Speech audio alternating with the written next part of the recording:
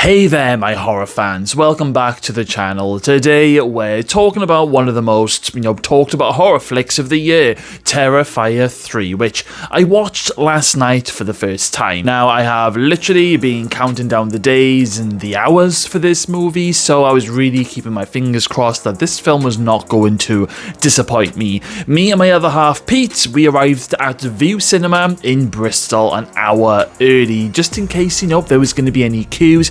I did not want to miss the beginning of this movie. But before I do jump into all the nitty and the gritty, the first half of this video is going to be a non-spoiler review. And then the second half is where I will go into all of the spoilers. So if you haven't seen the movie yet and you don't like spoilers, don't panic. I will put a massive spoiler tag up onto the screen before I jump into the spoilers. So, Terrifier 3, it picks up right where the last film left off, with Art the Clown wreaking even more havoc during Christmas. Now, of course, the Terrifier movies are directed by the amazing Damien Leone, who has a knack for pushing the boundaries in the horror genre, specifically these Terrifier movies, and this installment promised us everything: even more gruesome kills, psychological thrills, and a twisted and fucked up storyline. Now, without giving too much away at this stage, Terrifier 3 introduces some new characters while bringing back a few familiar faces. Of course, we follow main character Sienna, who is going through a tough time, a lot of trauma after everything that happened with Art in the last movie, and this movie is actually, it's set 5 years later, and Sienna, she's been in a mental home trying to work out her trauma, and this film is actually set around Christmas, which I thought was actually pretty cool, changing things up just a little bit from the Halloween elements of the previous two movies.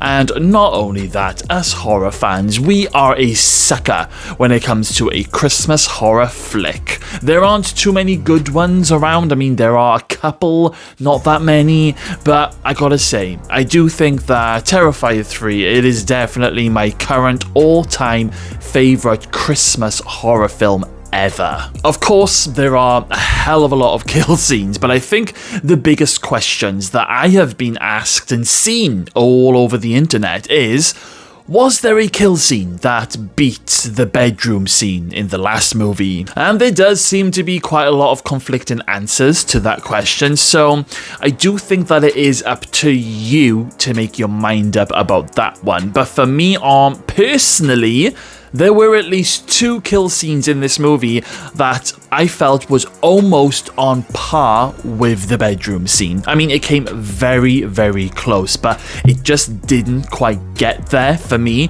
But there are some incredible kill scenes in the movie that I will be going into great detail about in my spoiler section of today's videos. But in terms of the gore, there are gallons, and I mean gallons of it in this movie. The gore fans will not be let down. Now, one of the standout aspects of this film is how it manages to blend tension and the very dark humor. Now, Damien Leone has mastered the art, excuse the pun, of balancing the grotesque with moments that let the audience breathe for a little bit, only to then choke on their popcorn moments later. Honestly, there were a few scenes that were clearly supposed to be horrific moments for the movie, but you just could not help but laugh. At least me and Peter did. In fact, he actually nearly ended up throwing his popcorn in the air during one jumpy moment. But when I say laugh, I don't mean laugh because of how stupid or silly it is. Far from it. It's just the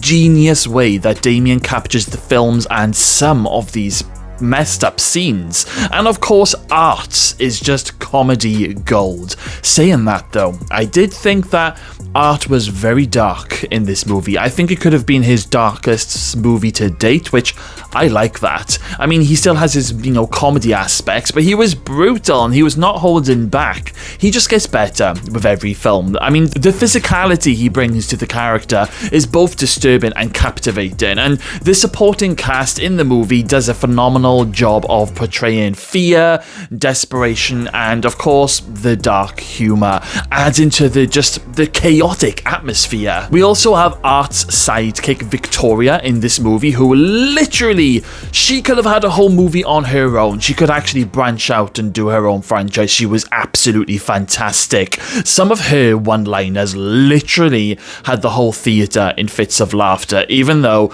at the same time she was one almighty evil bitch in this movie. The cinematography in this movie is a feast for horror enthusiasts. I mean, the lighting, the color palette, and the set design scream vintage, but are also vibrant. To be, it's got that vintage slasher feel to it, but it's just vibrant enough to feel a little bit fresh. And the special effects, utterly mind-blowing. I mean, there are some moments in the film with the kill scenes, it looked so real. They really set a new benchmark in practical effects, and guys, there is absolutely no CGI in this movie. And just one final point to mention before I do dive into the spoilers is that absolutely nobody is safe in this movie. If you thought children were safe, think again, because children do die in this movie. However, it does happen off screen, but you do hear everything that happens to the child in one particular scene, leaving everything to your own imagination, which I think is kind of worse. You're listening to someone being hacked to death, knowing it's a really young kid. I don't know if the kid was like 8 or 9 or 10 years old, but it was a young kid, and it was kind of teetering on that edge. However, I do feel it was probably the better choice not to show what was physically happening to the kids in this movie, but I do think even this, what you get, it will still affect some people. Yeah, it will. Okay, I am now moving on to my spoilers now, so this is your big alert. If you don't want to know what happens in the movie, then please stop this video right now, go and watch Terrifier 3, and then come back. Oh my goodness, the kill count in this movie is insanely high. I mean, it was to be expected, but every kill is just spectacular. Now, remember recently there were all these news reports of people leaving the cinema, running out of the cinema, and some people being sick all within the first 10 minutes of the movie? Well, I think the reason for this is the fact that the young kid gets killed in the first 10 minutes. It's the one that I was just talking about where you hear every single sound, but it's not a short scene. It does go on for quite some time because Artie just keeps swinging that motherfucking ass at that kid over and over again. You hear every splat with that axe. And you've got the younger sister, who's even younger than the boy. She's on the stairs listening to what's happening, and you're just like, what the fuck? It's very intense. Oh, you do actually see the aftermath of Art killing this kid, as in you see this kid's chopped up body in his bed. His head is on his pillow with no body. Wow, that is when I was thinking, this is extremely controversial, and as I said, I can definitely see it affecting some people who watch the movie, especially people who have young kids. There will be some people who will argue that they may have gone too far with the kid kills in this movie.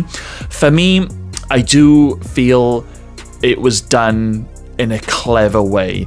However, seeing the chopped up body afterwards, it did shock me, but it didn't shock me enough to run out of the cinema. Now, the two kill scenes that I feel almost came close to being on the same level as the bedroom scene in the last movie is the shower scene and also the rat scene. We all knew that there was going to be this big, massive kill in the shower because it featured very heavily in a lot of the trailers, the teasers, and some of the posters and screen grabs, and of course, it did not let us down. I think the shower scene is one of the only kills where I literally flew forwards in my seat with my mouth wide open because I couldn't believe what I was actually seeing. You got these two characters, Mia and Cole, and they are having some sexy time in the shower, and then Art comes flying in with a chainsaw and brutally starts chopping them up into little pieces, ripping faces open, chopping off legs. But it goes even further because Art, he ends up shoving the chainsaw up Cole's naked ass, and you see everything, and it goes up his ass, it goes up his back, and then Cole, his body flips over, and then the chainsaw goes in on Cole's cock and balls, and you see everything. Yes, you see the dick. Oh well, what's left of it when the chainsaw is finished. You see the balls.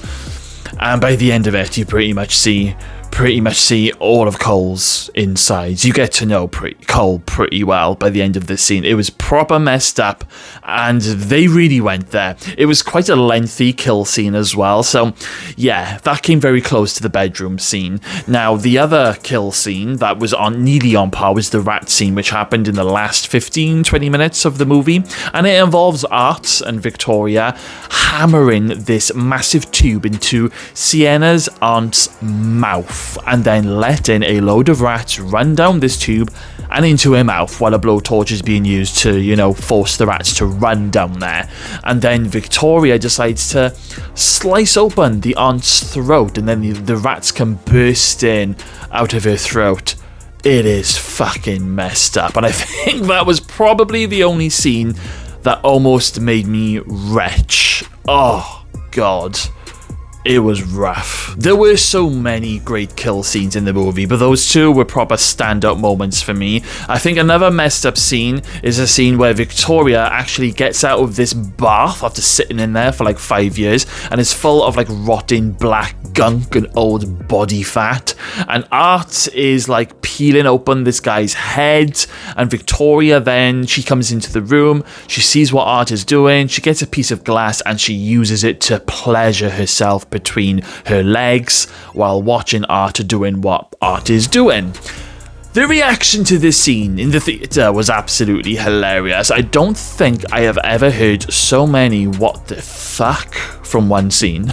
It was great. I thought this was the best Terrifier movie so far. I absolutely loved Terrifier 2, but I do think that this one surpasses just that little bit more. I am very excited for Terrifier 4, which I believe has been confirmed. I mean, it's no surprise to me that there's going to be a Terrifier 4, because Terrifier 3 does end on quite a bit of a cliffhanger with a lot of unanswered questions, which I'm sure we'll get in the next movie. But I've just got to mention that Sienna, her character, she's up there with the final girl. She was incredible. Her final showdown with Art in the house was brutal. There was actually this moment where Art is actually strangling Sienna with her uncle's intestines, and Sienna ends up having to bite through the intestines to free herself from the chokehold.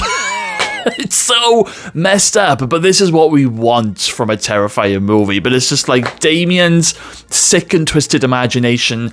I'm here for it, Damien. Keep it coming. Jonathan, Sienna's brother, is also in the movie. However, I did feel that his character takes a bit of a step back. He doesn't appear in the movie as much as Sienna. I mean, there is actually a very controversial moment in this movie where Jonathan, he is actually supposedly killed off screen, and his head is revealed to Sienna in the final act. I have been reading online that some people were not a fan of Jonathan being killed off screen. They reckon he should have been killed on screen because, he's a big character. But for me, I thought it was fine. I thought it was okay. I did like Jonathan in Terrifier 2, but not so much in this one. I thought he was a bit of a bore in this one, probably because he didn't appear in the movie very much. I mean, don't get me wrong, he is there, but he's just not as prominent as Sienna. And I mean, Damien knows what he's doing. He knows how it's all going to end. It's just getting to the end game. In fact, it was just last night, I think it was, I saw him being interviewed by somebody, and he even said that he isn't sure how many more movies there will be for him to get to the end, but he knows how it's going to end. And he also wants to do quite a few more unique kill scenes. So I think it is safe to say that Terrifier is going to be around for some time yet. I think he actually said in this interview at least another 2 movies, which is fantastic news for horror fans. Now, whenever a new horror film is released, I prefer to go and watch it, a few days after the launch, and I try to pick a quiet day, like maybe a Monday or a Tuesday afternoon, simply because I hate a packed out theatre, because you've got people who will play on their phone, somebody will forget to put their phone on silent, and you're there listening to the sound of, a bag of crisps or a bag of sweets being rustled. Cannot stand it. But I do feel that you should go and see Terrifier 3 at the cinema with a very large group of friends and with other people in the cinema. Everyone who is there are Terrifier fans. They are horror fans. And I think the experience and, the reactions from everyone during the film, it was quite the experience, and I absolutely loved it. So I encourage you guys to make sure you go and see this film at the cinema. Now, quickly just going back onto the subject of kids being killed, there is actually another scene where Art plants a bomb in a present, a present for a little kid at the mall, because, it's basically Art is being this fake Santa and giving kids presents. Now, one of the kids opens the box and the bomb goes off, completely blowing up the children and some of the other people at the mall. And again, you do see the kids opening the box and then boom, and then you see body parts just afterwards. So again, another children kill, but you don't really physically see it. I think a lot of people were very concerned that we were going to get a bedroom scene involving a child, and I'll be honest with you, if that had happened, that might have even been a bit too much for me. Thankfully, it was all cleverly put together, which is such a weird thing to say when you're talking about children being killed in a horror movie, but you guys know what I mean. But even though we didn't get to see it happen in this movie, it could happen in the next one. So my final thoughts. Terrifier 3 is a must-see for horror fans and slasher fans. It successfully builds on the tension, character development, and sheer madness that we've come to love from the Terrifier series. However, if you are sensitive to graphic violence and blood and guts, then I would say proceed with caution or just don't go and watch this film. I mean, this is the third entry now in the franchise so far, so people must know what the Terrifier films are all about. They must know they're extremely gory. I mean, could you imagine taking your grandmother to see this film and not telling her what it's about?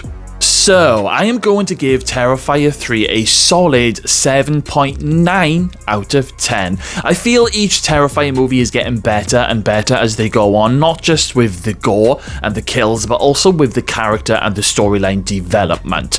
Roll on Terrifier 4, I am here for it. So, what do you guys think? Have you already seen Terrifier 3? If you have, then please drop your thoughts in the comments box below. If you enjoyed today's video, then please don't forget to hit that like button, subscribe for more horror content, and ring the bell for the notifications. Okay then guys, thank you all for watching, and until next time, keep it spooky. Stay tuned for more horror reviews and recommendations. Who knows what terrifying films will be next? I'll see you next time, guys.